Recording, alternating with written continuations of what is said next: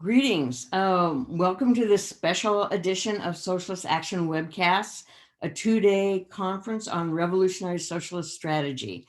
My name's Ann Montague, and I'm a member of the National Committee of Socialist Action US. And I was a member leader of the SEIU 503 Rolling Strike. And also, I was one of the people who started the SEIU Lavender Caucus, which was the first union organization to advocate for lesbian, gay, and trans workers. I'm currently a member of Socialist Action Women's Liberation and write for the Socialist Action newspaper. We acknowledge that this event is happening on indigenous lands across Turtle Island known as North America. I am speaking to you from the unceded territory of the Paiute, Shoshone, Kalapuya, Sioux, Cherokee, Iroquois. We join in the fight for justice, recognizing that there can be no real reconciliation without restitution. That entails seizing the assets of the big resource corporations and returning them to the commons.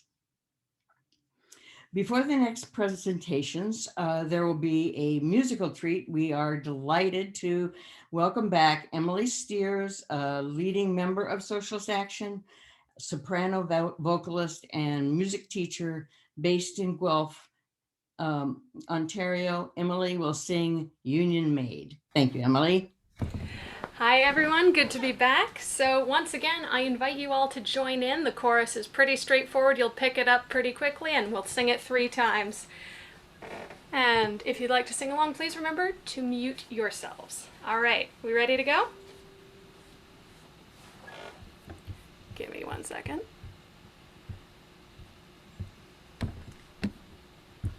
All right.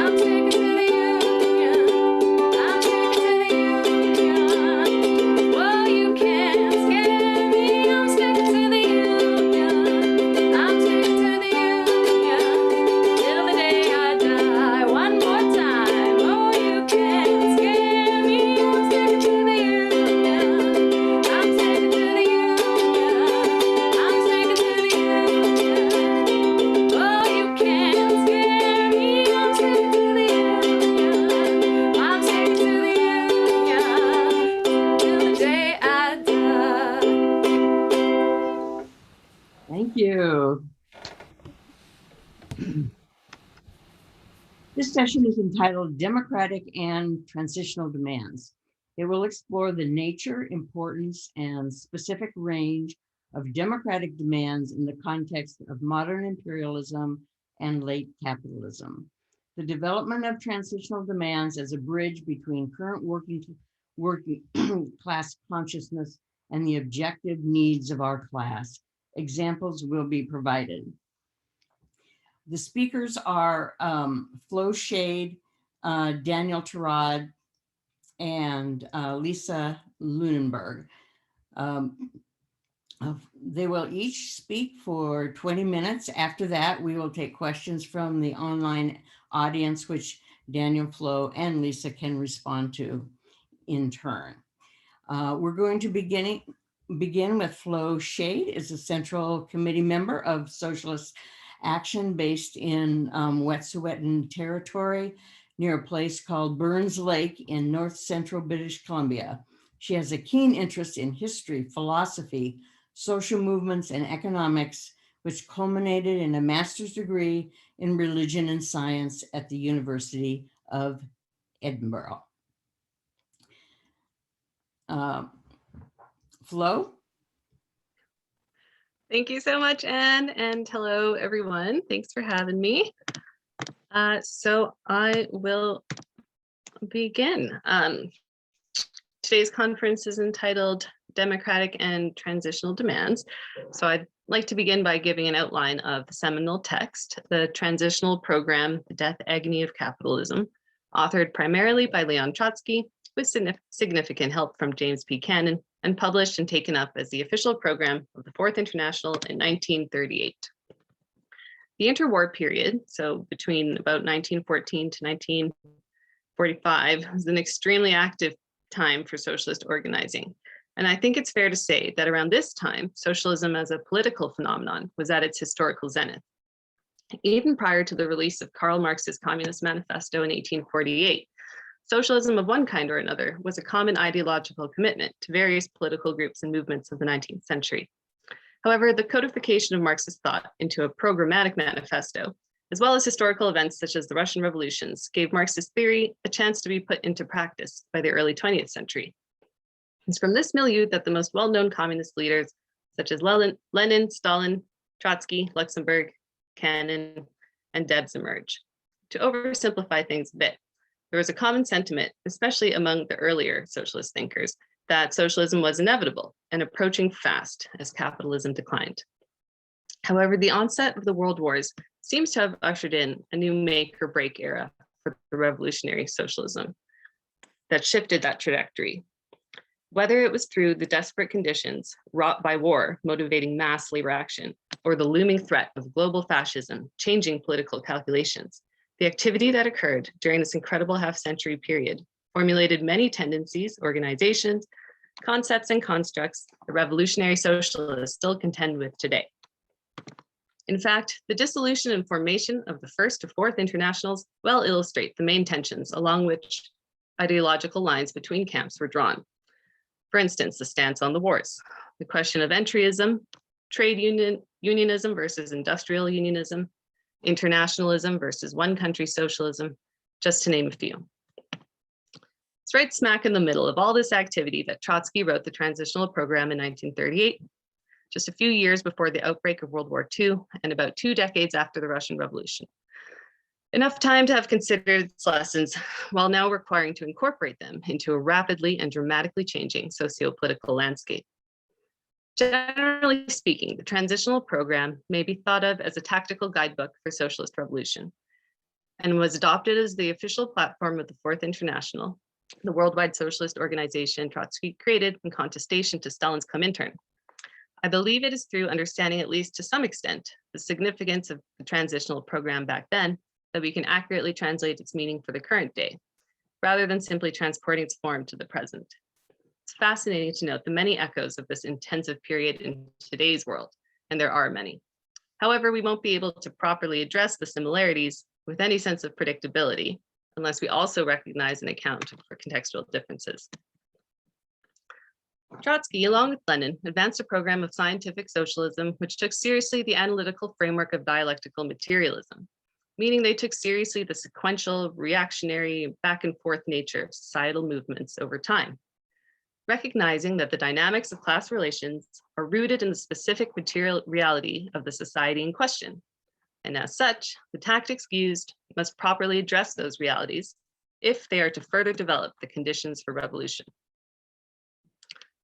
Lenin and Trotsky were some of the first thinkers to advance anti-imperialist positions, situating it within a Marxist recognition of the rise of global finance at the start of the 20th century.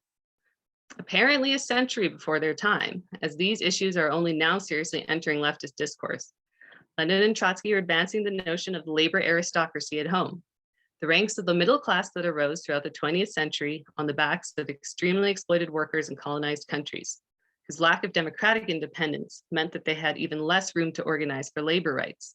And so they were further exploited, allowing for the accumulation of super profits for capitalists at home.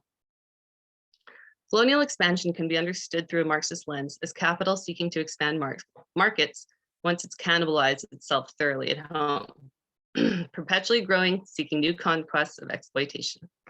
Today in 2021, the developing world is getting a little angry and demanding, and the natural resources are rapidly falling apart. This is not so profitable. So already we see the emergence of the next capitalistic frontier to exploit space. The point is, dialectical materialism challenges us to reckon with the real phenomena that structure societies, both material and immaterial, and use that in our political calculations for action. I contend, and admittedly, I don't have any evidence for this other than life experience observing people and human nature, that it was probably a lot more convenient for Stalin and the groups that followed him to just try to ignore the fact that imperialism and the alliance of global capital was a real thing, because that obviously makes the scale of the problem exponentially bigger and more difficult, especially if someone is prone to dictatorial authoritarian rule. We all know the term herding cats. However, history has borne out that the internationalists were correct, that socialism in one country, as Stalin advanced, would never bring about sustainable communist transformation.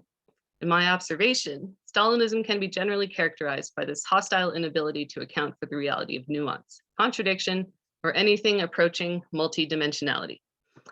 This stems ultimately from an authoritarian character of the leadership and reveals itself through the program within organizational structures. For instance, democratic centralism was started as a progressive approach against Stalin's dictatorial centralism, but it also bleeds into ideology and policies that are based on a one-size-fits-all model. Not all things need to be treated the exact same way. One must take into account the unique character of the subject in question to determine the appropriate response. It might seem easier at first to just throw the same hammer down in every direction. And maybe it is if your goal is to create an authoritarian dictatorship of exploited workers.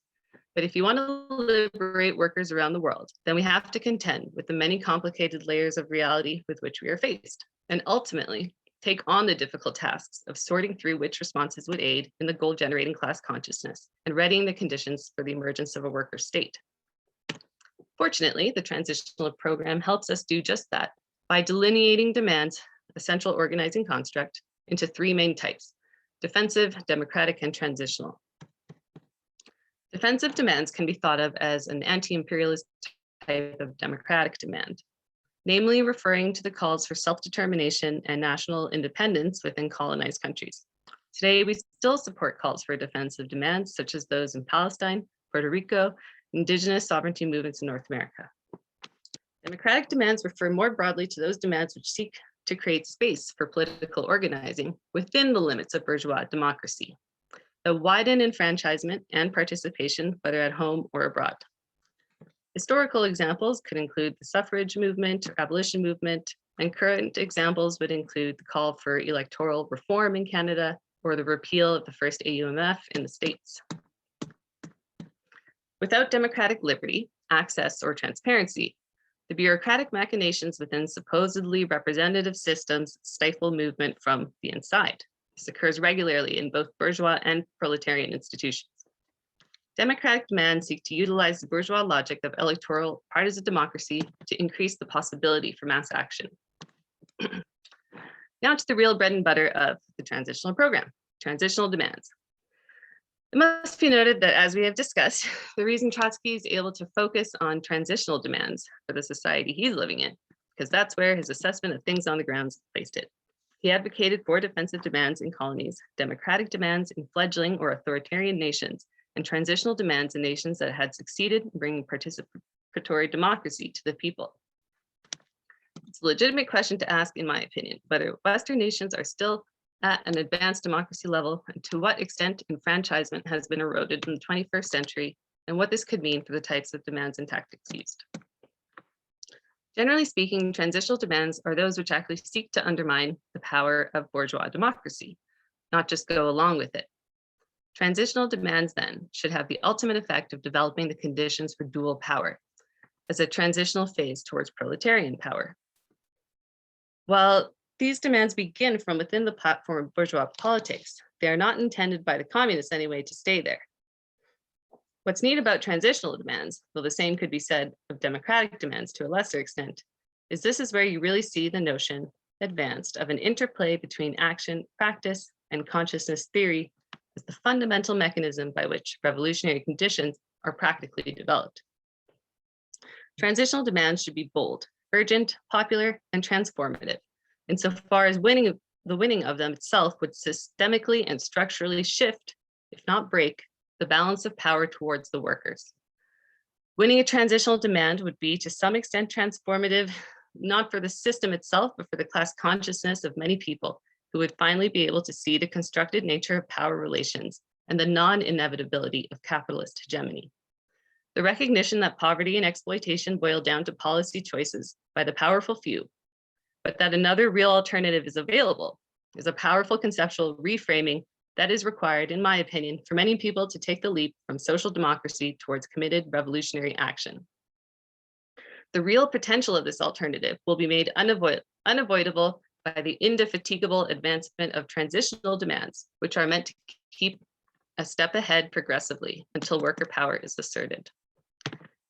To that end, the transitional program advocates for two main demands, which, to be honest, are basically the same demands I would put forth as transitional demands today, but they're worded differently. It states, the Fourth International declares uncompromising war on the politics of the capitalists, which to a considerable degree, like the politics of their agents, the reformists, aims to place the whole burden of militarism, the crisis, the disorganization of the monetary system, and all other scourges stemming from capitalism's death agony upon the backs of the toilers. The Fourth International demands employment and decent living conditions for all.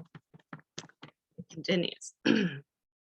Under the menace of its own disintegration, the proletariat cannot permit the transformation of an increasing section of workers into chronically unemployed paupers, living off the slops of a crumbling society. The right to employment is the only serious right left to the worker in a society based upon exploitation. It states that employment here includes a sliding scale of wages and hours, or a minimum wage tied to inflation with a full employment program.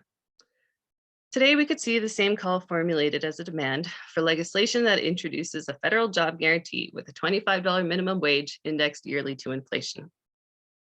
Decent living conditions for all similarly provides a bulwark against pauperism by providing material stability. And we see this demand today in the call to decommodify housing, or otherwise put a housing guarantee. What's notable about these policy demands is that the winning of them would undercut capitalist power by removing the market competition element and rather ensure that income and shelter remain economically stable for the proletariat.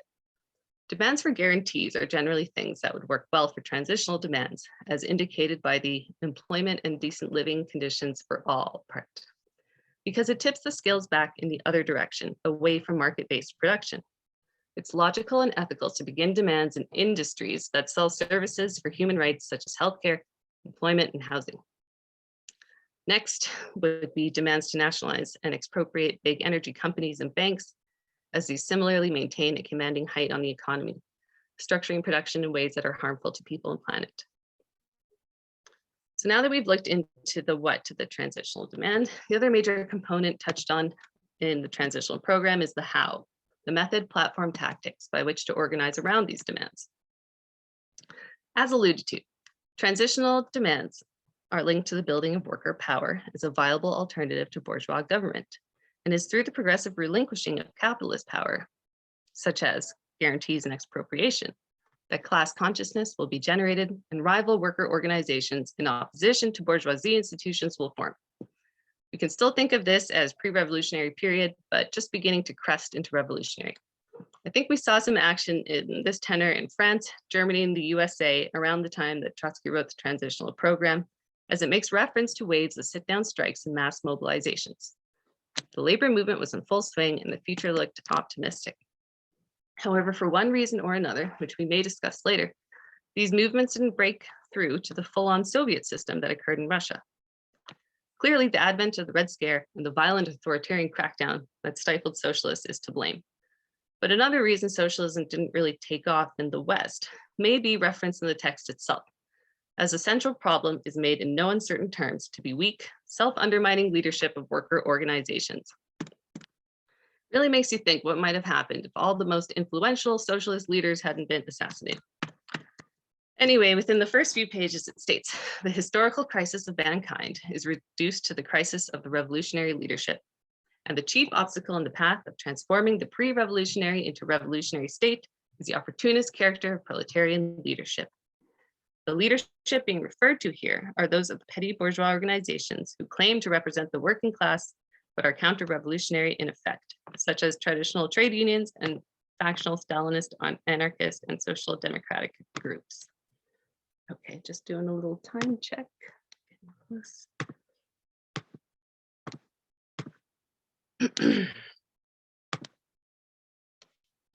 Here's an excellent passage which surmises the Trotskyist program well. The strategic task of the next period, pre-revolutionary period of agitation, propaganda, and organization, consists in overcoming the contradiction between the maturity of the objective revolutionary conditions and the immaturity of the proletariat and its vanguard. It is necessary to help the masses in the process of the daily struggle to find the bridge between present demand and socialist program of revolution. This bridge should include a system of transitional demands stemming from today's conditions and from today's consciousness of wider layers of the working class, and unalterably leading to one final conclusion: conquest by the proletariat, conquest of power by the proletariat. Trotsky perceived the classical social democracy to divide its program into two parts: the minimum reformist program working within the limits of bourgeois society, and the maximum program calling for revolution at some point in the indefinite future, but which never provided a bridge between the two. Thus, Trotsky rightly identified the task of providing that bridge from reformism to mass revolutionary movement as a core strategic task, which should structure tactical considerations. Demands can help be that bridge by beginning as demands within the bourgeois system and eventually forming the program of the Revolutionary Workers' Party that will form government as part of Soviet democracy post-revolution. So the transitional program advances a multi-pronged approach of indefatigable agitation for workers' rights and leadership positions within popular worker organizations, as well as the creation of factory committees as centers of dual power for labor power and Soviets as centers of dual political power. Factory committees are similar to, but distinct from, traditional labor unions because they are directly involved in the running of the enterprise, more like a modern idea of a worker co-op. They are meant to provide a direct counterweight to the owner and administrator power. Factory committees may coincide with traditional unions where the union is amicable, but will always provide the more militant ranks ready for job action when needed. Exactly the stumbling point in traditional unions, as to quote, "In time of war or revolution, when the bourgeoisie is plunged into exceptional difficulties, trade union leaders usually become bourgeois ministers." Soviets, on the other hand, again, to quote the text, can only arise at the time when the mass movement enters an openly revolutionary stage. From the first movement of their appearance, the Soviets, acting as a pivot around which millions of toilers are united in their struggle against the exploiters, become competitors and opponents of local authorities, and then of the central government. If the factory committee creates dual power in the factory, then the Soviets initiate a period of dual power in the country. The general idea for Soviets is to provide an assembly platform of different socialist groups to participate in workers' government. The text states, all political currents of the proletariat can struggle for leadership of the Soviets on the basis of the widest democracy. Should the revolution be defeated, the fascistic dictatorship of the bourgeoisie will follow. I'll close this now on that thought. What lessons have we learned since the publication of the Transitional Program in 1938? What events took place which changed the expected trajectories? I encourage listeners to think about the context socialists face today and how a critical analysis of our situation using a Marxist framework of dialectical materialism can inform our approach to contemporary socialist organizing. Thank you.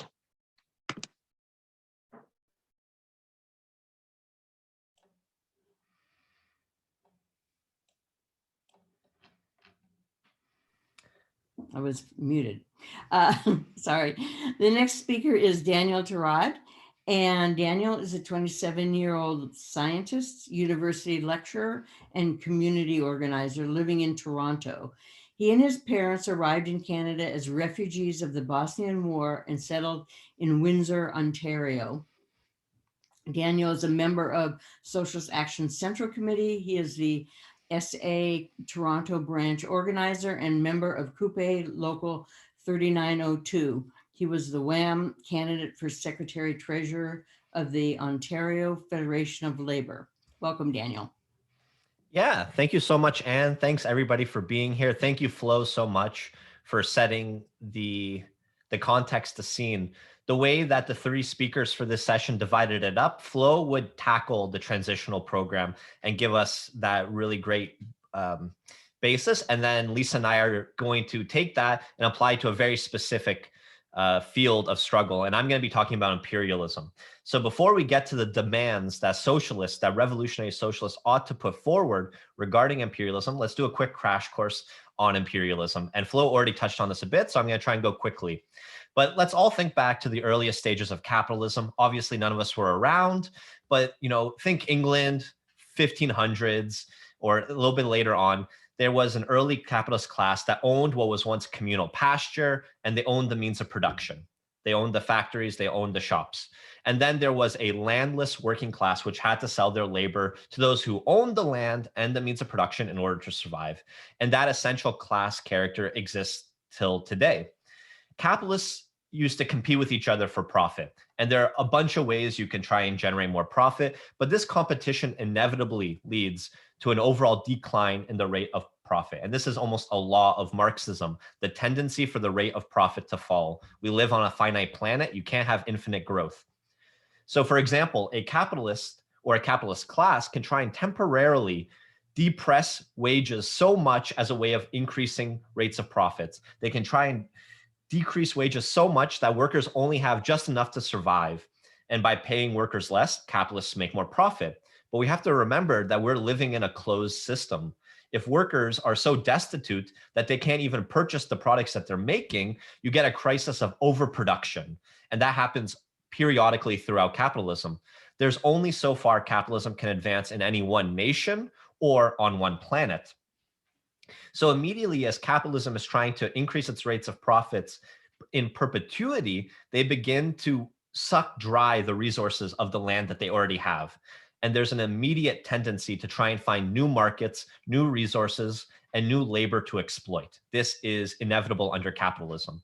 Thus, capitalism directly leads to imperialism, to empire building, where the bourgeoisie of one industrial state, rather than simply just competing with each other within that state, combined with the military into this whole complex that then brings its capital out into the world and colonizes other less advanced states to steal raw resources and exploit cheap labor and to exploit slaves. And this continues to today. So for example, during the second agricultural revolution in England in the 1840s, the soil was so depleted of nutrients because it kept going from the rural poor toilers of the land to the urban for export, that none of the nutrients were returned back to the soil. It became exhausted. So Britain used slaves. First, they used black slaves from the transatlantic slave trade. Later, they used bonded Chinese slaves to shovel guano, literally bat shit, from their colony in Peru to fertilize the land back in England. That's imperialism, and that was necessary to keep everything going. Lenin, as was discussed yesterday, described imperialism then as the highest stage of capitalism. Imperialism is the empire building through military and economic might, where you get these strong industrial imperial nations banding together to then subordinate the rest of the planet for as long as possible. One practical implementation then is colonialism, where one nation entirely subordinates another for resources and labor. And a sign of the colonialism that emerged from capitalism, first birthed in England, on average, a country celebrates independence from Britain every 7 days.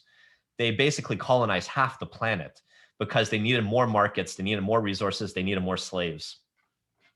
So it's important to remember that capitalism can lead to innovation, but the only measure of innovation under capitalism is increased profit generation. The colonialism and imperialism that emerged from capitalism innovated the transatlantic slave trade, the rubber plantations in the Congo, the cotton plantations in the southern US, the sugar plantations in the Caribbean. The imperialist nations of Britain, France, Italy, Spain, Portugal, Belgium, Germany, the US, Canada, and more committed untold genocide in order to maximize profit for corporations. As an example, one of the first ever corporations during the early stages of mercantile capitalism was the East Indies Company, which was founded in England in the early 1600s. Merchants came together, they pooled their capital, and they received a royal charter to trade in the East Indies as part of the imperial project. Now, trading in the East Indies, so India and other parts of Southern Asia, by trading, they meant they waged wars, they committed genocide, they established colonies, they traded slaves, and they achieved immense political power for themselves back in England, such that the whole project continued to expand outwards. So the imperialism of England was a natural extension of the capitalism that was born there. Imperialism creates an important core-periphery relationship. The imperialist core subjugates, colonizes, and super exploits the so-called global south. And this exists between states, but also within our current colonial states. Stephen Harper, former Canadian Prime Minister, once famously stated, only about 10 years ago, mind you, that, quote, Canada has no history of colonialism, end quote, which is obviously dumb as fuck because Canada began as a colony of Britain and Canada continues to be divided between the colonizer state and the colonized Indigenous people whose land is exploited by the corporations that are being propped up by our state. But we have to remember as well, it's the corporations that are going into the land to exploit it. Canada is not, the RCMP aren't just frolicking in Indigenous land. They're defending the corporations that are stealing and raping and pillaging the land and exploiting the people there. So the incredible profits accumulated from imperialism enriches not only the capitalists that own it, but also a privileged crust within the imperialist core comprised of politicians, small business owners, and labor leaders. As Lenin wrote it, capitalism has grown into a world system of colonial oppression and of the financial strangulation of the overwhelming majority of the population of the world by a handful of advanced nations. And this booty, he uses the word booty, is shared between 2 or 3 powerful world plunderers armed to the teeth who are drawing the whole world into their war over the division of their booty. And the privileged crust then leads the rest alongside them. There's a modern example I want to highlight. Just recently, Nike tried to pat itself on the back, that footwear company, because they gave a whole week off, paid week off for the mental health of their execs working in their head offices in the States. They did not give a week off, obviously, for the bonded child slaves that are making their products. So here in America, some privileged managers get some kickbacks as a reason to look away from the whole system that's destroying so many people. Modern empire building continues today through the sponsoring of coups d'etats, military invasions and occupations, ongoing colonialism, trade sanctions and blockades, and international monetary fund and World Bank restructuring. So all the capital is dominated by this imperial core, and all these resources will only go to you if you decide to give in to capitalism. All of this is done to open up national borders to corporations based in the imperial core. It is ultimately the corporations that will come to own the land, which is then backed by the military-industrial complex. One example that's very recent, the United Fruit Company based in the US owned large tracts of land throughout the Caribbean in the early 1900s. And by the 1950s, the United Fruit Company was the largest landowner in Guatemala and the largest employer in Guatemala, despite being an American company. A revolution led by Colonel Jacobo Arbenz Guzman threatened to expropriate 40% of the land owned by the United Fruit Company as part of agrarian land reform.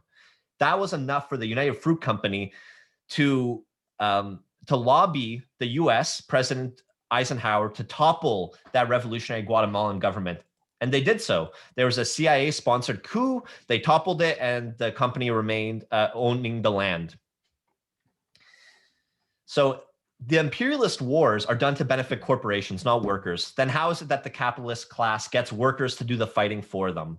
There's a few ways. One thing I mentioned is already our privileged crust of petty bourgeois leaders here in the imperial core mislead us. But there's also the reactionary nationalism that we can't neglect. Consider the vitriolic Islamophobia that emerged following 9/11 to justify the immediate invasion of Afghanistan and later the invasion of Iraq. We are constantly being told that other nations are different, they're backwards, they're savages, they need our freedom, they're corrupt, they're an existential threat to our way of being, they hate our freedom. We're told this, we can internalize this as workers, and then we're then willing to die in a war that's really being fought for oil. Historically, conscription's been another method where the law, the whole state, is used to force people to go fight. Today, we don't have conscription really in the US and in Canada, but we still have a financial system of conscription where the poverty of workers leads them to such desperation that they're willing to enlist in the army if it means to get free education. And that exists to this day.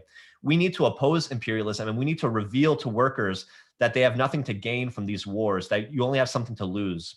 As Lenin said, a bayonet is a weapon with a worker at both ends, which is why we advocate for people to wear white poppies rather than the red poppy. The red poppy is a symbol of imperialism, that imperialist wars are justified, and that we need to honor those that died fighting for our freedoms here, which is, again, the freedom of our business class to dominate us. The white poppy instead asks us to remember all victims, including civilians, on both sides, and to denounce imperialism fully.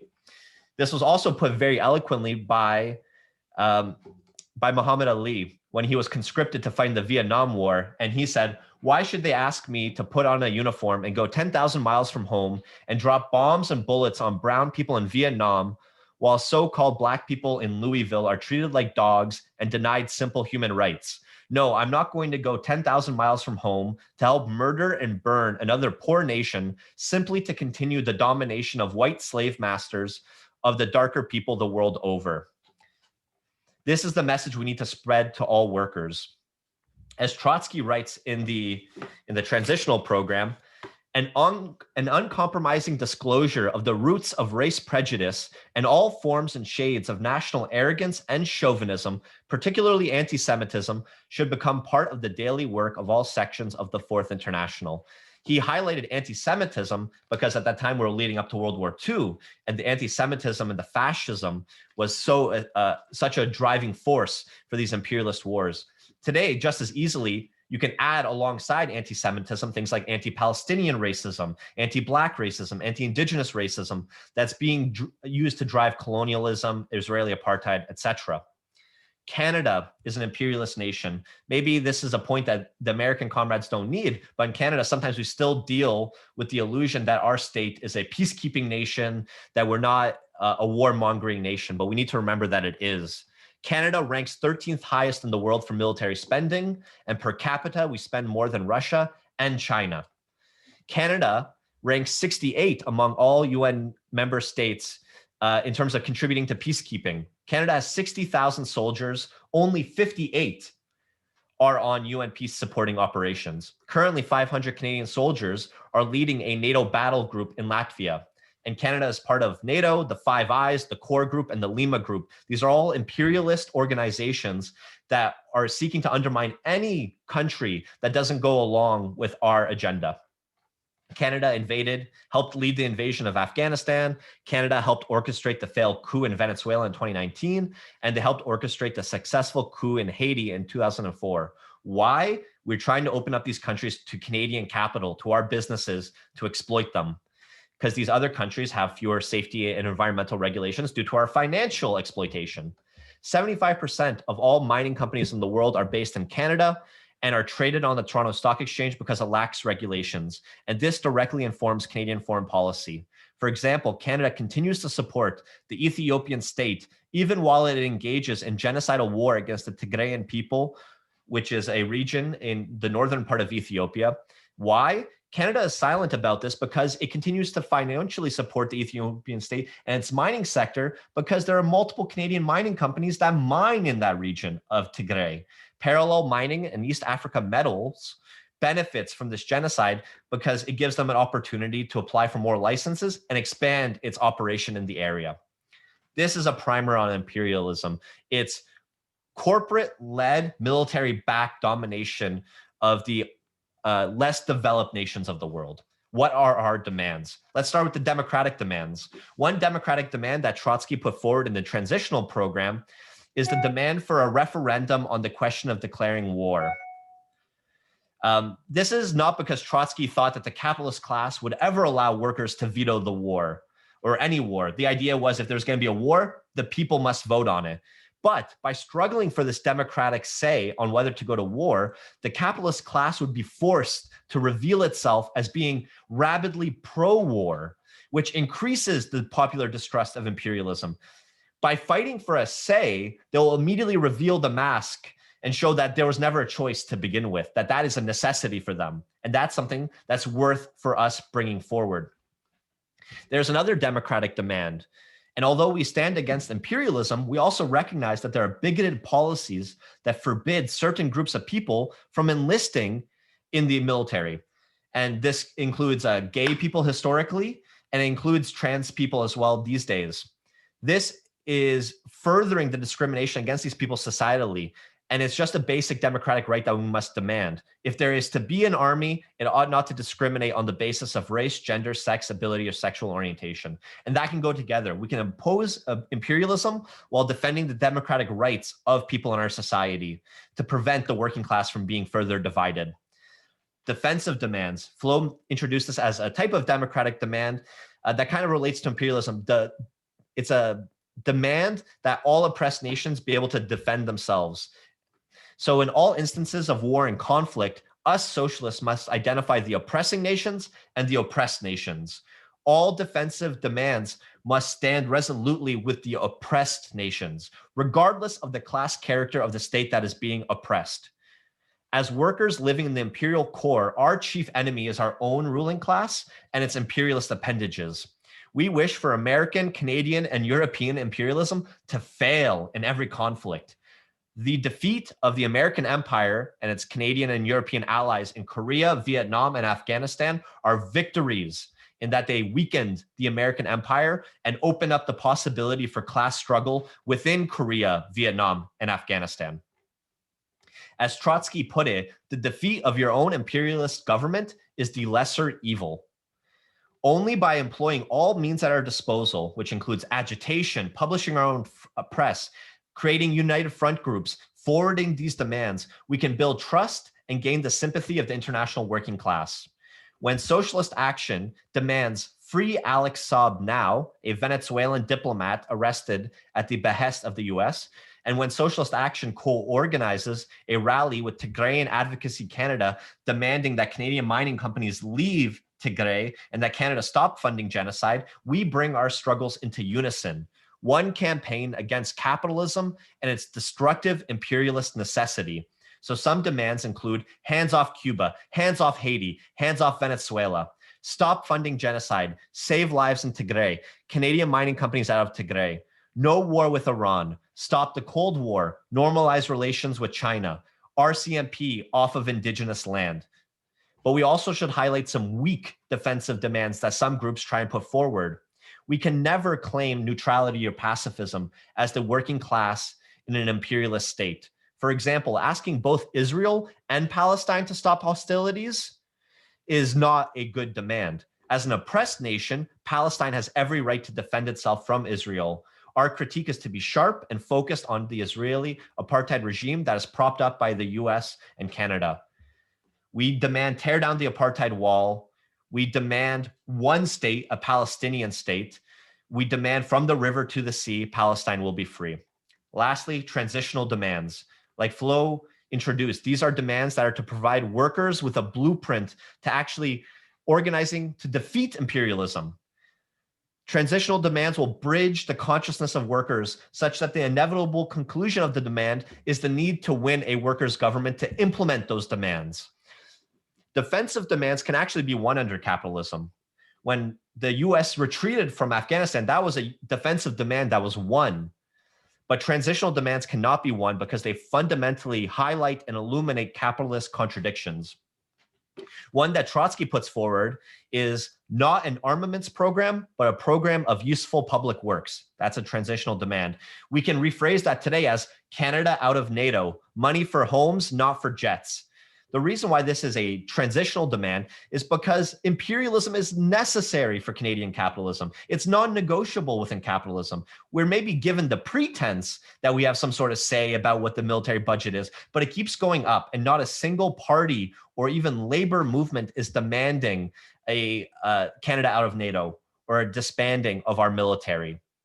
Even the Labour NDP cannot bring itself to advocate cutting the defense budget, and it is actually the NDP, the New Democratic Party, is supportive of NATO, the core group, the Lima group, and the Five Eyes. This reveals to us that we're on the right track. We need to put forward the boldest demands that cut to what is necessary to be done. Another transitional demand is the confiscation of military profit and the expropriation of the reformist, and expropriation of the traffickers in the war industry. Okay, so I'm going over time here a bit, so I'm going to try and quickly wrap up. The last one is going to be land back. And so I'm wearing my land back shirt, recognizing the Oka crisis. Land back is one that recognizes the imperialism and colonization within Canada and in the States. And the stolen Indigenous land, despite how much the capitalists can give lip service to it, this stolen Indigenous land can never be given back. It will need to be ripped from the cold, dead fingers of this capitalist class. As I mentioned, the greatest transitional demand of all is fighting for a workers' government. Flo already touched on this. This is the only way we can actually implement these demands, bring about an end to these imperialist wars and the miseration of the working class. In closing, workers of the world unite. Thank you. Thank you, Daniel. That was great. Our next speaker is Lisa Luinenberg. She's a member of Socialist Action US. National Committee and leader of SA Women's Liberation. She's co-author of the SA Policy Resolutions on Women's Liberation and Trans Liberation. Lisa is an organizer in the anti-war, immigrant rights, and women's movement. Thank you, Lisa. All right. Hi, everyone. I'm so glad all of you are here today to learn about the historical importance of Trotskyist theory. My hope for today is you'll leave with a better understanding of not just the theory of the transitional program, but also how to apply that theory today. Marxism is meant to be a living, breathing framework. Theories are not just static reminders of a bygone era, but should be constantly analyzed and adjusted as the historical time we're living in changes. Here in Socialist Action, we're not just armchair socialists, hence the action in our name. Theory is important, but so is taking action to fight against the injustices we see in our society and to work towards a socialist revolution. That's what Leon Trotsky, V.I. Lenin, and Rosa Luxemburg dedicated their lives to. They were prolific writers, but they were also involved in the very heart of the Marxist movement in their time.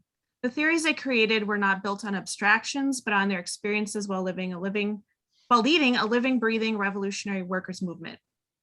Following on from the previous analysis from Flo and Daniel, I'm going to talk today about how transitional demands can be applied to organizing work in the union movement. This is meant to be just one example. The use of transitional and democratic demands is a tactic that can and should be applied to many different movements. Today, I'll start with an analysis of what Trotsky said on this subject and then give a historical example, as well as some current examples. When Trotsky wrote the transitional program in 1938, he wrote about several aspects related to the workers' movement. Transitional demands are meant to help the masses in daily struggle find the bridge between present demands and the socialist revolutionary program.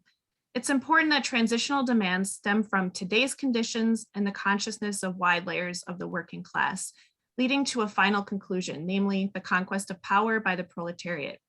They're a tactic used to draw all layers of the proletariat into the revolutionary movement. Whether a demand is realizable or not depends on the relationship of forces, which are decided by struggle. By means of this struggle, no matter what the immediate practical successes may be, the workers will best come to understand the necessity of liquidating capitalist slavery. That's why it's so important for us as socialists to be involved in the living, breathing movements around us. Unless we have a sense of the heartbeat of the different social movements and the current level of consciousness amongst our contemporary workers, we won't have much ability to develop those transitional demands that will raise the consciousness of the working class and help expose the rotten structure of the capitalist system. If you aren't involved in any local organizing work yet, I hope this talk will inspire you to jump in and get involved. In the transitional program, Trotsky also wrote about the need for mass organizations and trade unions. Socialists often stand in the front line of these workers' struggles, strengthening them and increasing the militancy of the workers and their demands. However, Trotsky also emphasized that trade unions cannot replace the party. Trade unions only represent a small portion of the working class.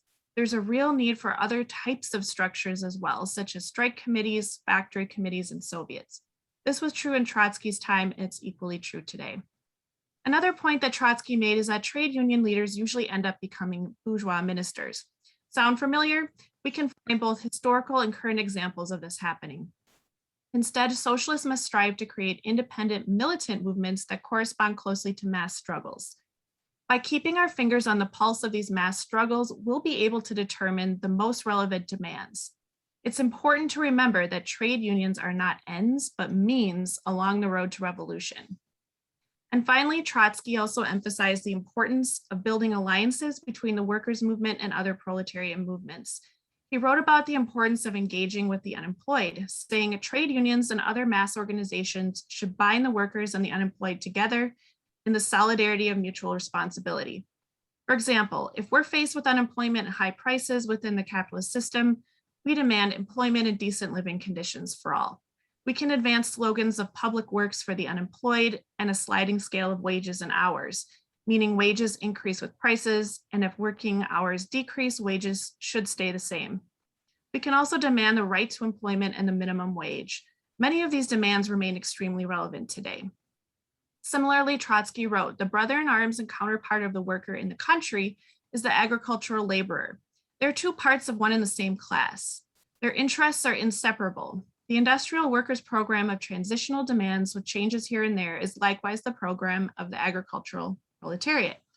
Trotsky recommended a workers and farmers alliance, the use of committees elected by small farmers, the nationalization of land, and the use of collective agriculture.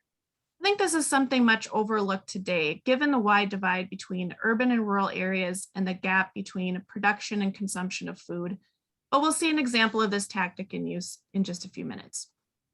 Democratic and defensive demands are also important to the struggle in the trade union and workers' movements.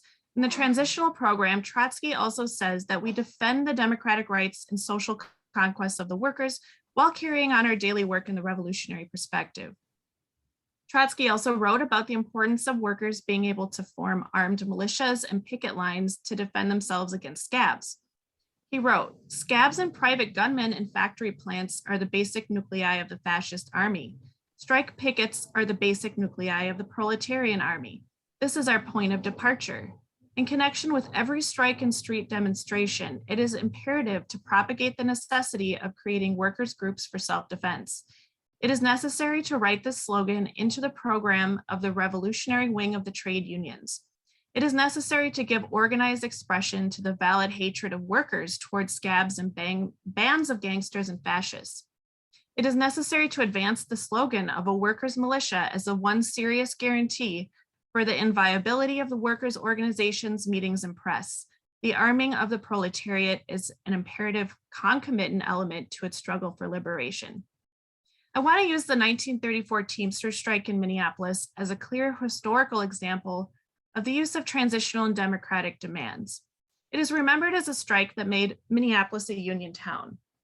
The 1934 Teamsters strike also had national implications that reached beyond the borders of Minneapolis. This strike, along with the Toledo Auto Light strike and the Longshore strike in San Francisco, led to a revitalization of the labor movement at the height of the Great Depression. All three of these strikes were led by radicals against the union bureaucracy and faced significant police repression, but were ultimately successful, showing the massive potential power of the rank and file. In Minneapolis, the striking Teamsters were led by the Communist League, the predecessor to the Socialist Workers' Party. The strike leadership, called the Committee of 100, included Ray Dunn, Carl Skoglund, and Farrell Dobbs, among others. Dunn and Skoglund were founders of the Communist Party in 1919. Both were also elected as delegates to the Minneapolis Trades and Labor Assembly and were expelled from the AFL in 1925 during a witch hunt in the unions for Reds. Both men were also expelled from the Communist Party in 1928 for supporting James Buchanan and Trotsky's international left opposition against Stalin, and went on to form the Communist League of America Left Opposition, the Trotskyist organization that would later become the Socialist Workers' Party. So what's the point here? The point is that the 1934 Teamster strike was not exactly typical. It was led by a layer of rank and file workers who were also part of the Trotskyist movement. Throughout the strike, they were principled and strategic and operated under democratic centralism. The union representatives were not allowed to make any decisions without first taking them to the rank and file for approval, inspiring internal unity and trust in the leadership, which were essential elements in the ultimate success of the strike. Regular mass meetings were held with thousands of workers in attendance, and they circulated a daily strike paper which laid bare the lies the bosses told in the city newspapers. My goal here today is not to follow the overall arc of the strikes. There's simply not enough time, but instead to show how a small group of principled socialists at the heart of the strike were able to use tactics and demands later codified in the transitional program to not only win the strike, but to spark a national industrial workers movement in the midst of the Great Depression. Working conditions in 1934 were harsh. Between 1929 and 1933, 25% of factories in Minneapolis went out of business, and in 1932, the unemployment rate in Minnesota was 23.4%. During this time, the wages of workers in Minneapolis fell by 27%, and almost half the workforce saw their working hours cut below 40 per week. Many drivers at the time worked from 3 a.m. to 6 p.m. 6 days a week and were barely making ends meet. So what were the strikers' demands? The strike itself actually went through 3 phases, with demands being constantly revised and updated as conditions changed. Meetings of thousands of rank and file workers were held throughout the strikes to discuss and vote on the demands. At one point, over 12,000 workers attended just one strike meeting. Initial demands included recognition of the union, an increase in salaries and a decrease in hours worked per week, a right to overtime pay and better working conditions. Here we can see a direct correlation to what Trotsky later wrote about in the transitional program, the right to unionize and the sliding scale in wages and working hours. After coal workers' demands were rejected by the bosses, Cliff Hall, Local 574's business agent, initially blocked the vote to strike. After union leaders organized a second meeting with more rank and file who were present, a strike was declared. But many workers never forgot the betrayal of the union bureaucracy and were reticent towards the official union leadership afterwards. The Communist League leaders used this to show the workers the bankruptcy of the union hierarchy and the power of the rank and file. Again, a clear example of how the power of transitional demands can help expose the corruption of the bosses, raise the consciousness of workers, and further them on the road to revolutionary socialism. The workers adjusted their demands through 2 subsequent rounds of strikes and negotiations. Ultimately, they were able to win recognition of the union, the establishment of a seniority system, increased wages, gains in the representation of drivers and inside workers. All strikers returned to their jobs without discrimination, and a labor board election which would establish collective bargaining rights wherever the union won a majority. In the meantime, the Minneapolis branch of the Communist League had consolidated an important victory, doubling its membership to 100 and gaining important new members and supporters such as Marvel Scholl and Harry DeBoer, who later remarked on the success of the strike, saying, "We wouldn't have been able to do it without a disciplined revolutionary party." Part of the reason the Minneapolis Teamster strike was so successful was also because of the important alliances they built with other oppressed groups throughout the strike, the same way that Trotsky later emphasized in the transitional program. For example, the strikers include Native Americans like Happy Holstein and Ray Rainbolt, and immigrants like Carl Skoglund, an undocumented immigrant who was blacklisted in Sweden for union organizing. The union also set up a women's auxiliary led by Marvel Scholl and Clara Dunn, who took over many functions at strike headquarters, including working as cooks, nurses, and secretaries. Women like Grace Carlson were heavily influenced by the strike.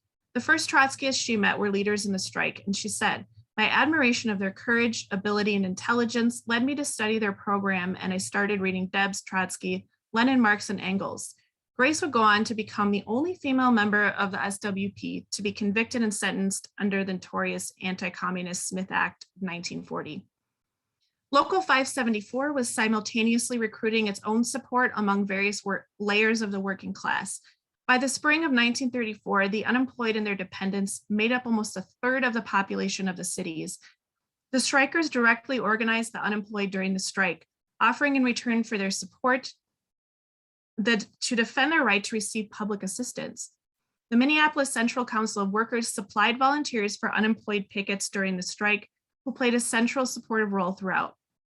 The union also organized with other trade unions and the Farmers Holiday Association of Minnesota during the strike. The union cemented its alliances with 3 different farmers associations, which allowed small farmers who had a pass from the union to bring their goods into the market to sell to small businesses during the strike. The strike leaders also demonstrated their understanding of the use of Trotsky's principles of defensive tactics and the use of workers' militias. During the second phase of the strike, the Citizens Alliance, an employers organization, was building an anti-union campaign in the rest of the city. While they screamed about the communist threat that the local 574 presented, the Citizens Alliance recruited the support of the mayor and the police force and began to recruit special deputies from among the upper classes to augment the police. The workers quickly decided that they had to equip themselves for defense against the brutality of the police. They began to collect baseball bats, 2x2 wooden boards, banisters, hoses filled with lead and sand, and whatever else they could find, and lined their hats with cardboard to make makeshift helmets. Over the course of 2 days, strikers confronted the police deputies in hand-to-hand combat, and the ensuing Battle of Deputies Run would become legendary. Even though many were seriously wounded and 2 special deputies were killed, not a single truck had been moved.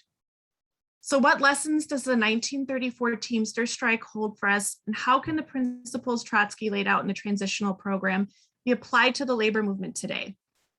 As Brian Palmer wrote in his book, Revolutionary Teamsters, a powerful arsenal of denial has been built up around the common sense notion that victories like those achieved in Minneapolis in 1934 are simply not possible in the present day, because that was then and this is now. The historical gulf separating the past and the present is judged so wide and so all-determining that the gains of another era are alleged to be impossible in the entirely new setting of our present.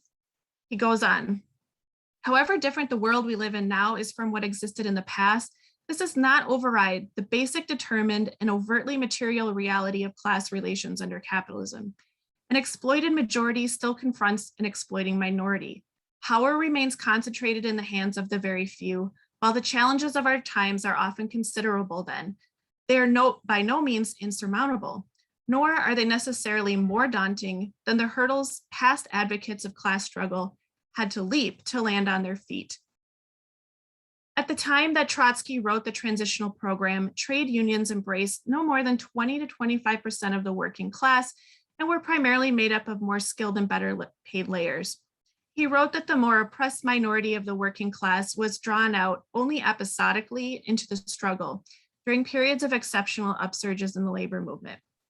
The trade union movement today is even weaker. In 2020, only 10.8% of full-time workers and 5.8% of part-time workers belong to trade unions. Millennials have been hard hit by the Great Recession, high student debt, high unemployment, low wages, and expensive healthcare bills. The recent pandemic, which hit women and people of color the hardest, was another massive blow to the working class. Today, we again face high unemployment and raising prices. Workers across the country are demanding access to PPE and unemployment benefits, higher wages, and a halt to evictions. The brutal impact of the first Great Recession and now the pandemic has raised the consciousness of millions of workers across the US.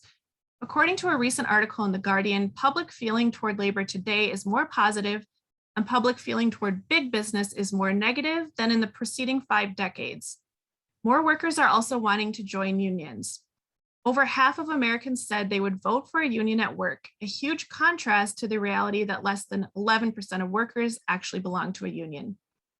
In the past decades, workers have organized a number of highly publicized minimum wage and union fights, which have helped shift public sentiment.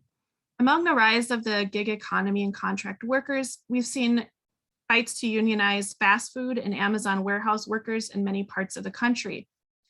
Groups like Socialist Alternative have helped lead the fight for a $15 minimum wage. This demand resonated with workers across the country, and at least in Minneapolis and St. Paul, the fight was successful. The demand for a $15 minimum wage was a great example of a transitional demand in action today, raising the consciousness of workers and exposing the corrupt system of low wages and high profits. Nevertheless, labor laws remain massively stacked in favor of big business.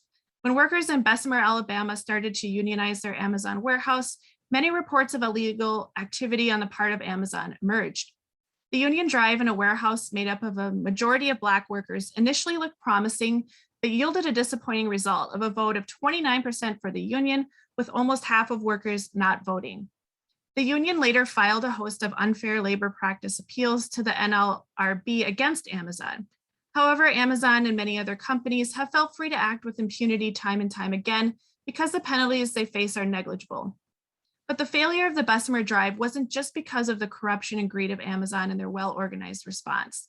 The failure lay in the crisis of leadership, subordination to the Democratic Party, and top-down unionism that currently pervades the labor movement in the US. The union relied more heavily on solidarity statements from movie stars, elected officials, and social media than it did on enlisting the rank and file workers to determine the fate of their union. Instead of building solidarity with other movements and putting forth a platform of concrete demands like the Teamsters did in 1934, the bureaucratic officials running the union drive in Bessemer isolated themselves when fighting one of the nation's most powerful corporations. They even refrained from traditional door-to-door organizing, citing COVID concerns at a time when millions of people were joining the anti-racist movement against police brutality in the streets. The Bessemer strike can teach us many lessons about the weaknesses of the trade union movement today. We also run the risk of falling into the trap of lesser evilism today. Brian Palmer says, in contemporary American politics, this has meant compromise and conciliation with all manner of repugnant developments, a watering down of demands, and avoidance of many positive initiatives, all in the name of keeping one particular set of admittedly dangerous reactionaries out of office. In Minneapolis in 1934, the Trotskyists guiding the working class rebellion of Teamsters and associated workers took aim at employers, the police, conservative craft unionists, Stalinists, and social democrats, farmer laborites, Republicans, and Roosevelt's mediation emissaries. They did not barter away their critical senses in a cat and mouse game of setting on one main enemy and toying with ways of making their struggle more palatable to others with whom they had fundamental disagreements. The Teamsters clearly understood the necessity to educate workers through political struggle. The demands and strategies they used throughout their struggle raised the level of workers' consciousness, led to multiple strike victories, and also grew their party. Our challenge is to apply those same lessons to today's struggles. We can achieve this by having a clear understanding of Trotskyist theory, learning from history, and wielding that knowledge when we battle the ruling class in the streets. As Farrell Dobbs said, the principal lesson for labor militants to derive from the Minneapolis experience is not that under an adverse relationship of forces, the workers can be overcome, but that with proper leadership, they can overcome.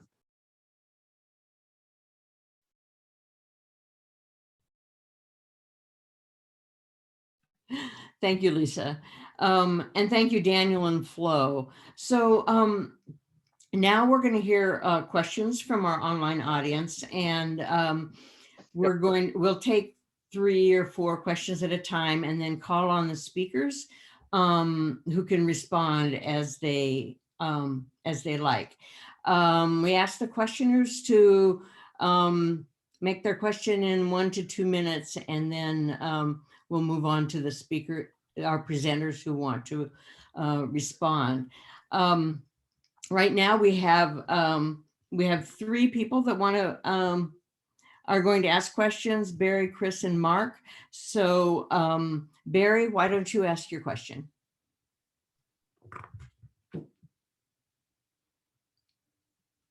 See there? Hi, I'm just unmuting myself here. Wonderful presentations. What a treat. That was terrific. All 3 comrades did wonderfully well. I put my question in the chat, but I'll read it aloud.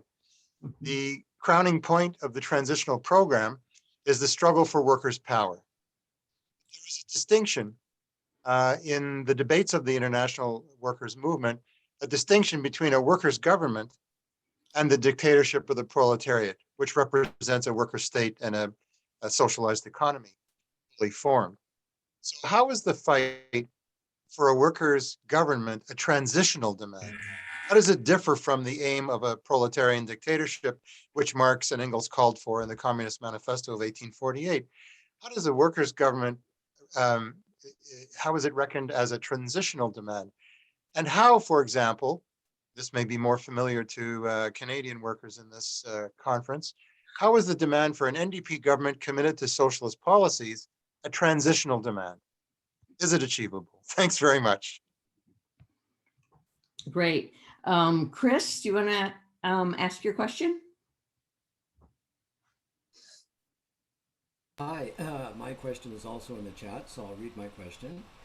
We have heard of the importance of mass revolutionary action, uncompromising war and capitalism, the need for the conquest of power by the proletariat, the need to increase the militancy of workers' demands, and the need to support oppressed nations in their need to defend themselves against their oppressors. Daniel in particular said we can't support pacifistic approaches. So all of this raises the question for me of what limits, if any, should be placed on our own inclinations toward violence and armed struggle as revolutionaries, if any, and would we theoretically support a class warfare that would turn into a civil war? Okay, thank you. Let's take one more question. Judy has a question.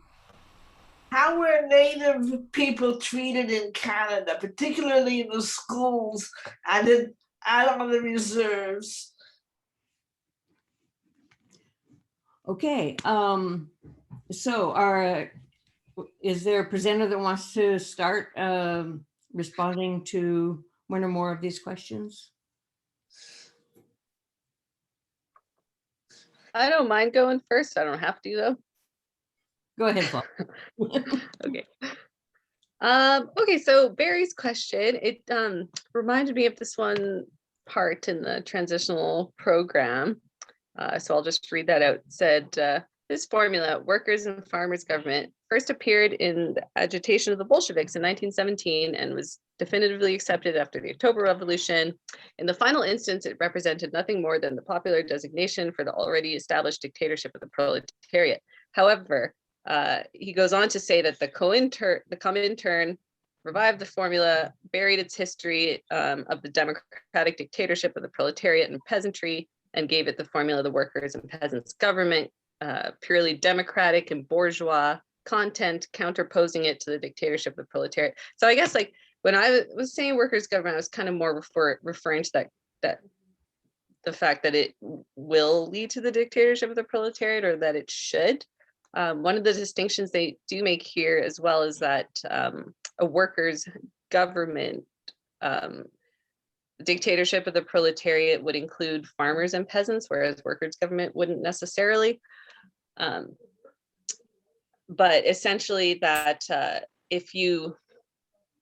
think that to me, the big distinction is, you know, workers' government obviously is operating within the confines of bourgeois democracy. You know, it's represented with a party and all that stuff. A dictatorship of the proletariat would obviously be the counterweight to bourgeois authority. So, you know, through the kind of cultivation of the dual power centers, factory committees, and Soviets and that kind of thing.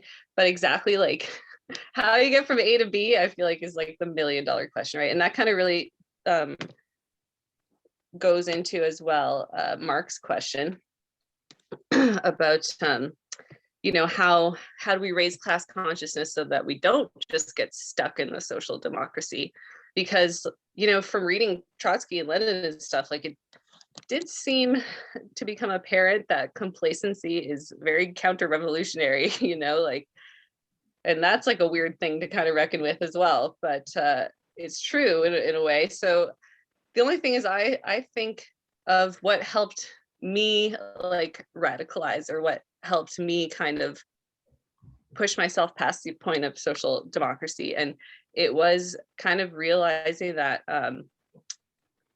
really just the authoritarian, like, crackdown nature of everything, learning history, doing stuff like this, but also really when I saw it pretty much live, like when Obama came and just like kiboshed everything for Bernie Sanders, like to me, that was a very tangible moment of seeing socialism just get absolutely sort of like steamrolled, grassroots movement getting steamrolled, like despite all of the rhetoric, despite all of the hope and change, and it's just so cynical. So it's like, you either descend into absolute cynicism or like you decide that you want to do something about it, regardless of what that the cost might be.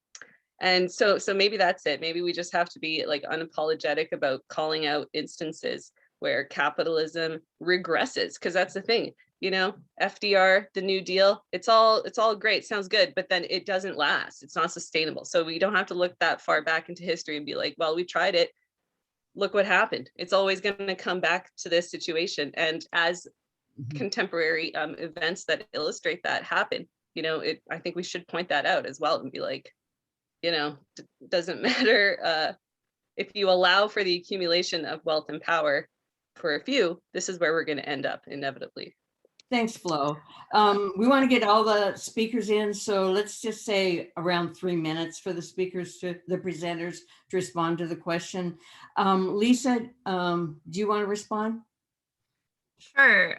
So really great questions from everybody. I'm just going to try to touch briefly on each question in my time. So yeah, in terms of like Barry's question about, a workers' government, I think part of that is, at least here in the US, like we don't have anything like a labor party. We call for the creation of a labor party because it's important to have, the ability to raise demands that relate to the working class, because the two-party system that we have in the US, it's the Democrats and the Republicans, they're two sides of the same coin. They're not actually addressing any needs of the working class. And so I think it's important to have that counterpoint. And there have actually been socialists in the past, even in Minnesota, we've had socialist mayors and all kinds of stuff. But it still wouldn't be the same as the workers taking power and creating a new system. It would be like a step to that system. In terms of Chris and his really good question on the limits of violence in the armed struggle, this was something I wanted to put into my talk, but I didn't have enough time. There's some really good examples of that in the 1934 Teamster strike, because they understood when that armed struggle was necessary, like in the Battle of Deputies Run. And then they understood when to hold back. So there was like another incident later on where 67 strikers were shot and 2 were killed by police. And the National Guard was involved, and there was and they understood that they didn't want to provoke violence in that situation. So yes, they went out with pickets in that situation, but they were unarmed. So I think we need to understand that when the revolution comes, we're not going to be caught unawares, right? Like we have the right to defend ourselves through armed struggle, but at the same time, we recognize when is it necessary as a tactic and when do we need to hold back. So when we're organizing mass movements, we're not going to go out in the streets with guns because we want to be peaceful and we want to have the right to protest. Judy's question on the treatment of Native people, that's also a really big question here in, Minnesota, where I'm from, because we treated Native, they've been absolutely devastated. And I think it's so important to talk about those things because of that importance of, recognizing the oppressed nationalities and including them in the struggle like the Teamsters did. That's very, very important today as well. And then the last question, just really briefly from Mark about raising consciousness. I think this is why it's so important to actually be involved in mass movements, because it's not enough to just raise the demands. The Teamsters were successful because they were involved in the heart of the rank and file in their union and the struggle there. They were in touch with all of the workers, and they were constantly agitating and talking to them about their ideas. And they came out of it with a greatly strengthened party and a greatly strengthened branch in Minneapolis. And so through that experience, by having those conversations and being involved in the struggle, they were able to talk to people and recruit them to their party. And I'll leave it at that. Thanks. Daniel, do you want to make a response? Yeah, thank you, Anne. Thanks, everybody else. Great responses. So I'm just going to pick up on a few things that weren't touched on maybe as much. So yeah, our relationship with the NDP, the New Democratic Party, as a Labour Party, classified as such because it's the only party, mass party in Canada, where Labour has official delegation to the party. So struggling for a workers' party in power, it's also a place where we, as socialists, can join a united front within it and advocate openly for those socialist policies within it. There's no such recourse within the conservatives or the liberals. I guess there's nothing in theory preventing us from joining and advocating for certain policies, but we would just get booted.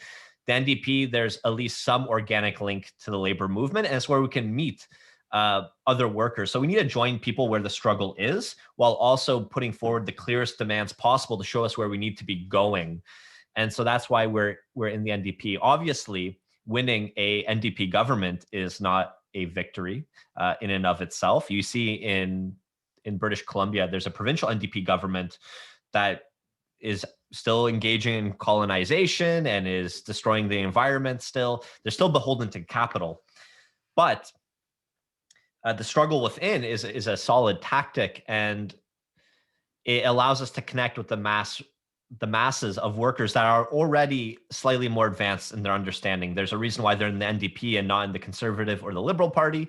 They recognize and they identify with some of the rhetoric. So we need to be there with the transitional rhetoric rather than just simply the reformist rhetoric.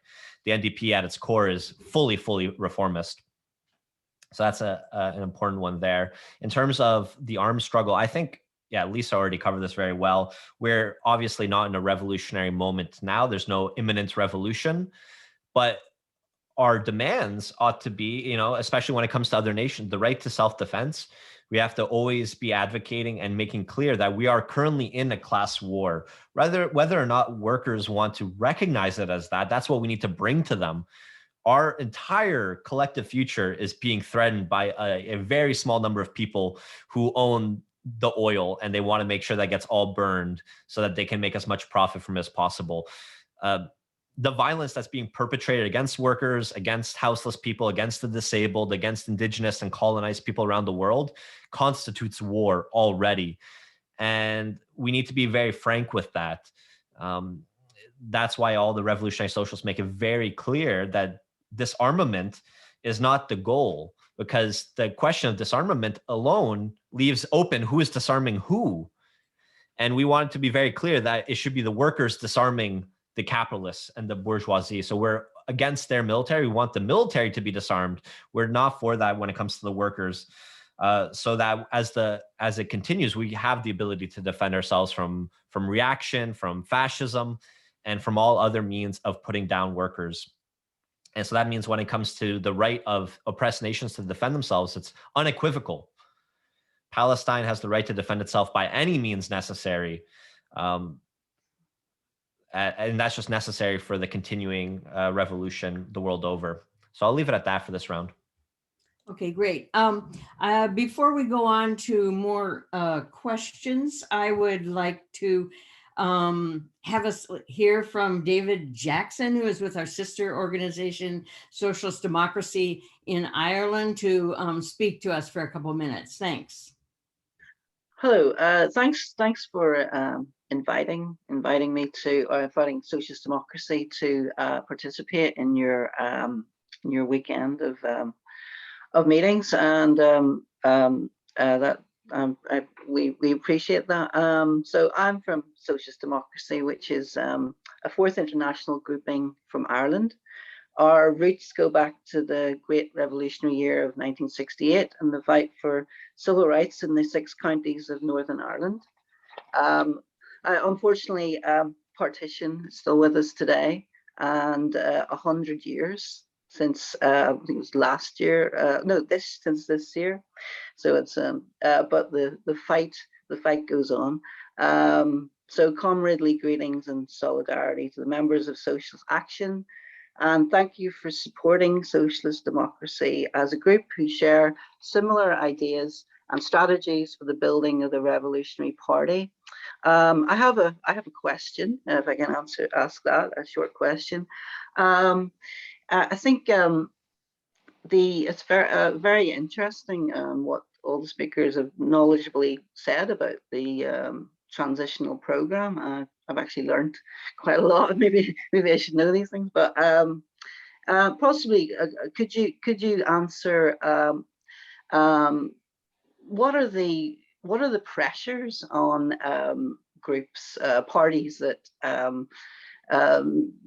really claim to be revolutionary and of course would be would certainly have always been revolutionary parties, but sometimes tend to, what we see world over is especially in the West, and see it in places like Ireland and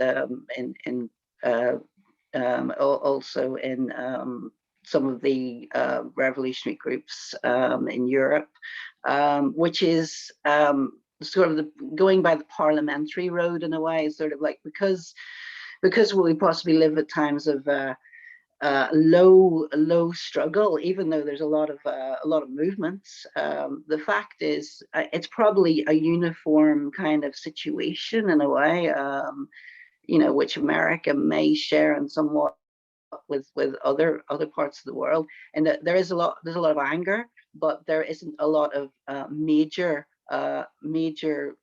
successful kind of strike movements and major waves. So what do the speakers say about how the pressures on the revolutionary parties to maintain the ideas of the fact that we need to build a party rather than possibly going by the parliamentary road, or maybe not having the confidence to put the fact we are revolutionaries when we put forward our transitional demands. I think that's a very big question, and it's one which needs to be addressed, because it's unfortunately when those movements when those big struggles take place, the revolutionaries need to be there, need to have organized. But what's your opinion about that? Thanks very much. Thank you. Yes, so do our presenters want to quickly respond to our comrade David's question? I can jump in first on this one. First of all, thank you for the greetings. I've spoken to the Irish contingent once before, and this international solidarity is so necessary. It is obviously a huge struggle, low level of class consciousness. So while there's a lot of movement building, it's not always clearly marketed on class lines.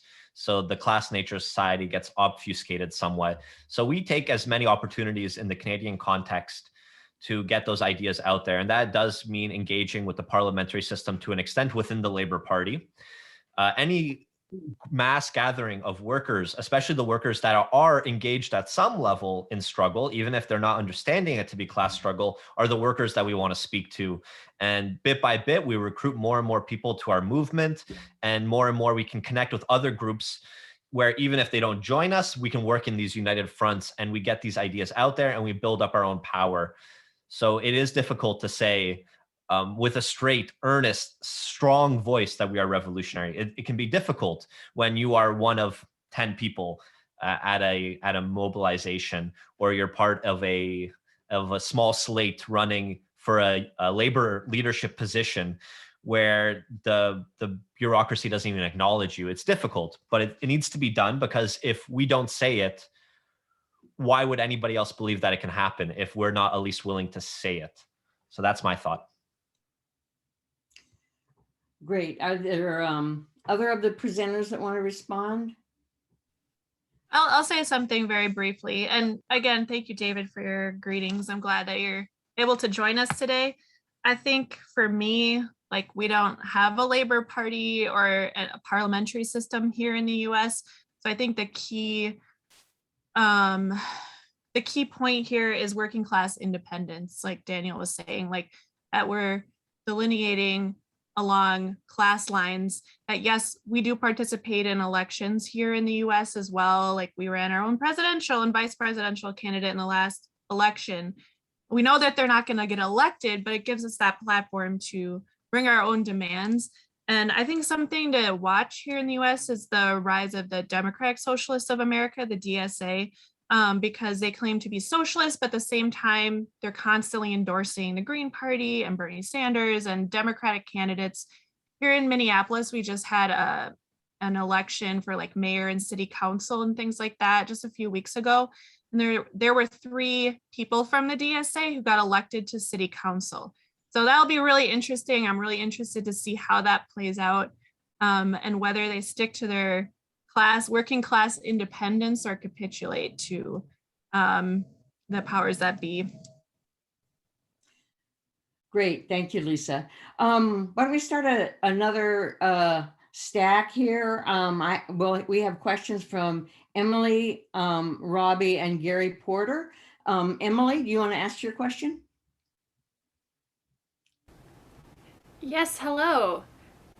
So my question, and this is for Daniel, but also anyone else who would like to answer, what is the responsibility of people in the imperial core to colonize peoples, and what should we be willing to surrender and advocate for surrendering for the sake of the advancement of colonized peoples in the global south? So like an example would be the vaccine apartheid that we are seeing between wealthy nations and impoverished nations. Obviously, we want workers to get the vaccine and to be safe, but at the same time, the limited vaccine supply means that more wealthy nations are vaccinated rather than people in the global south. Thanks, Emily. Robbie, do you want to ask your question? Sure, I can. Can you hear me? Yep. Okay, so my question is similar to Emily's, I guess, in a way, but perhaps a bit different. I just wanted to canvass views of the panelists. Incidentally, they've been excellent presentations. To what extent do you think that imperialist exploitation has benefited the working classes of the core imperialist countries, amongst them the US and Canada, and in that way explains the relative conservatism, I guess, or quiescence of those working classes, at least in recent decades? And even if that's only partially true, and that's my belief, I really think it's would be oversimplistic to draw any firm conclusions from that. But how does this alter the tasks of revolutionary socialists in these rich core countries? Because that really is the problematic we face in the US and Canada, at least, and even in Quebec, which is a bit of a different case, but. Okay, thanks, Robbie. And Gary, you want to ask your question? Actually, I want to make a bit of a contribution. I want to speak a little bit more on the NDP. The NDP was founded in 1961 by the merger of, not the merger, but was founded by 2 sponsors. One was the Social Democratic Party of the time, called the Cooperative Commonwealth Federation, and the Canadian Labour Congress, which was the AFL-CIO of Canada. So it was formed as a joint venture, and it recognized the need for labor to have its own independence in the political setting. But it was social democratic. So what you had was a move towards an independent labor expression in politics, but saddled from the beginning by a social democratic leadership and a social democratic pro-capitalist program. We recognized that it was a step towards independent labor action, and we decided to participate in that formation and to argue for a revolutionary socialist program and for mobilizing the power of the working class and mass action. And we've been doing that ever since. And a lot of the people that we've recruited have come from our work in the NDP. Currently, next weekend is a convention of the NDP in British Columbia. The party is is in power, in quotes, which means that they are a captive bourgeois government of British Columbia, and they talk left and act right. Here they defend. They initiated a program to build a massive coastlink pipeline from the fracking fields in northeastern British Columbia to the shipping on the coast, and they're subsidizing that enterprise with $6 billion, and a lot of other terrible, terrible actions. And at this convention, I'm running as a candidate for the president of the party. That's not the same as the leader. The leader is the premier, but the president is the head of the executive.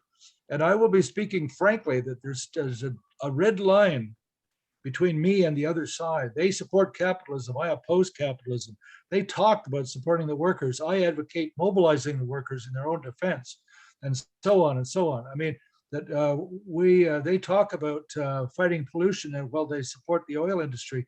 We say nationalize the oil cartel, mobilize the workers, and provide a just transition for those in the oil workers and the gas workers and coal mines. So we know there's no parliamentary road to socialism. So we're building a revolutionary party, but we go where the workers are, where some of the most politically conscious workers are, confront the Social Democrats there. The Social Democrats are our main enemy in the working class. And so we go where they are and we fight them in front before the workers. We help get the workers to mobilize with us to do that. That's we don't have the orientation of a lot of the European comrades to bury ourselves in there. We don't do that at all. We organize a socialist caucus within the party, and we maintain our independence as an independent revolutionary party, and we build a revolutionary party out of the work we do in the NDP. And at the same time, we're educating workers about the absolute abject failure of social democracy. Thanks, Gary. We have two more questions that we're going to add to Emily and Robbie, which is the first one from Yukon. Did I say your name right?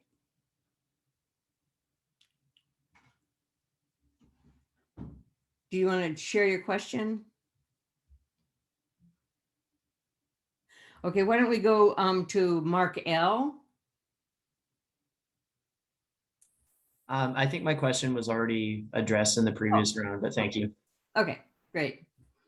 Okay, so do our presenters want to respond to Emily and Robbie? If I could just respond to David, actually. Oh, okay, sure. To start. First of all, hello, and it's great to see some Irish comrades. That's super great. Yeah, and the thing you brought up is like such a big tension. I don't think it's like an easy thing. It's definitely something we should think about, and it actually reminds me of Emily's question yesterday, which I also thought was a great question about, when should we be covert? Should we ever be? What's the role of that? And through having to do this conference, I stumbled upon many a rabbit hole of like history and stuff. But one of the things that I read up on was called the French Turn. So I don't know who's familiar with that, but it's kind of interesting to think about because it's basically like in a way, covert-ish infiltration op of like a bunch of socialists into a trade union. Then they ended up leaving, though. They ended up breaking with the trade union. Like a few things, I'm sure Lisa could comment on this more too, about like how things went down with the unions and stuff, but a few of them, like the right-wing leadership just walked out once a bunch of the socialists got in there. They were like, oh, screw this, like we're gonna get outvoted. So they just walked out, and that obviously made it easy to like overtake the Social Democratic Party, right? But in other cases, like with trade unions, it seems like they got in there, but eventually the Social Democrats or the trade unions or the petite bourgeois, whatever, they got wise to the plan, so they would stop admitting them. And I feel like that's going to happen eventually, right? Like they're going to not let you in the party if they know that your purpose is to undermine its power, which it is. So it's a tension, and I think that the specific response depends on where you are, kind of what we were talking about in that sort of revolutionary arc, right? Like, do we have enough of a mass movement within that Social Democratic Party to pull away and to begin building those dual centers of power? Or are we still at the point where we need to focus on changing the proletarian leadership, right? And I think we're still at that former stage probably. And of course, the two do tend to coincide a lot, and it's not very clean, but it just means that, yeah, that we should take it on a case by case basis, but it is definitely a difficult and tricky tension to try to reconcile. Okay, thanks. And we want to keep to about 3 minutes. I think that was 3 minutes. Thanks. Lisa, did you want to respond? Sure. Yeah, I'll just add a quick comment to what Flo said. And I think like what you're saying about operating covertly or overtly, you know, in the 34 Teamsters strike, I think I don't think they hid the fact necessarily that they were socialists, but the reason that they were able to be so successful with the strike is because they were embedded in the leadership of the strike, and they were embedded in the mass of workers, and they gained the trust of workers through the use of democratic centralism. So the bosses weren't able to kick them out in that situation because they had the support of like thousands and thousands of workers in the union, and they trusted their leadership for the strike. And then Emily and Robbie, both like really interesting questions. I think for me, yeah, like has imperialism benefited the working class in the US? Like, sure, absolutely. We benefit from, you know, artificially low prices because of labor we exploit in other countries. You know, we benefit from having access to the vaccine when people in other countries don't. I think the key here for me for both of those questions is the importance of international solidarity. Like, we're still part of the working class. We're still part of we're exploited every day by the ruling class, and we live in the belly of the beast. So I think we have even more of a responsibility to other, you know, oppressed people in other nations. And I just think about the example of the vaccine and what happened with Cuba, where they actually developed like, I don't know, 5 or 6 different vaccines that were effective against COVID. They actually like offered to send them to the US, but we said no, we didn't want them. And, you know, they ended up not even having enough syringes to give the vaccine to the people in their own country. And so there was actually a solidarity movement that happened here in the US that's still happening. We have 2 local committees here in Minneapolis that work on Latin America and Cuban issues. And they had a campaign actually to purchase syringes, and they sent like thousands of syringes to Cuba so they could distribute the vaccine to their own people. So for me, like that's a great example of that international solidarity between two parts of the working class in different countries. I'll stop because my dog's barking. Okay, thanks, Lisa. Daniel, did you want to respond? Yeah, great questions. First with Emily's. Yeah, there's no mechanism by which a worker could refuse a vaccine in Canada and it end up in the arm of someone in a colonized or oppressed nation.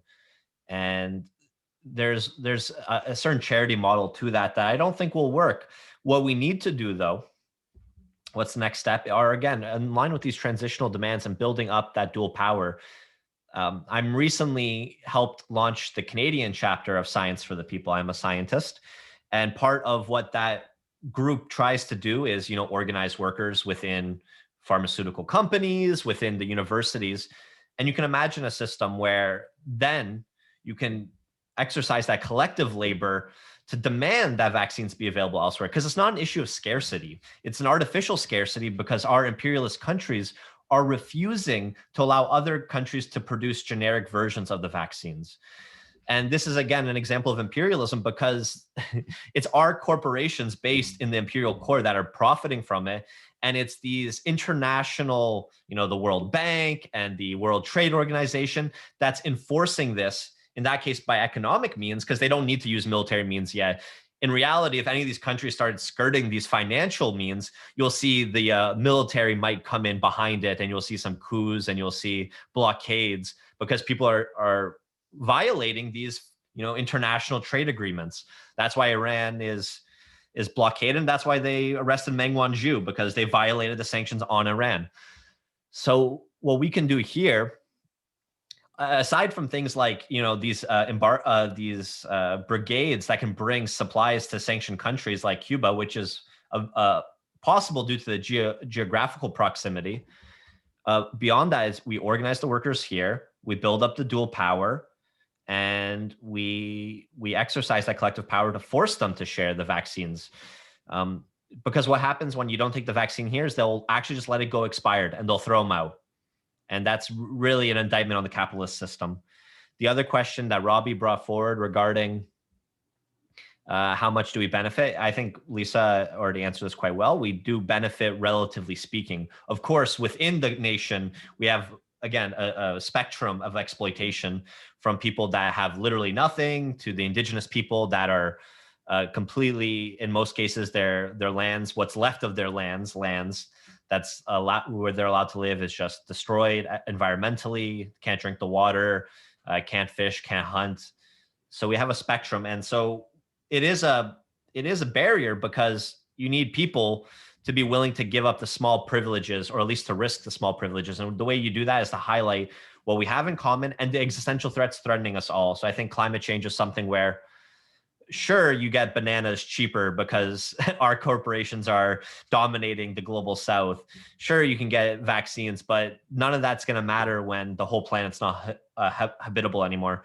So I think it was a barrier for quite some time, and that barrier is rapidly eroding as our collective future is being threatened. Great, thank you. I think this has been all of our questions.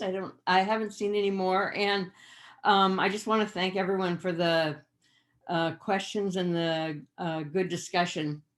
I want to give a special thanks to Lisa, Daniel, and Flo, also our technical producers, particularly from me, timekeepers and spotters.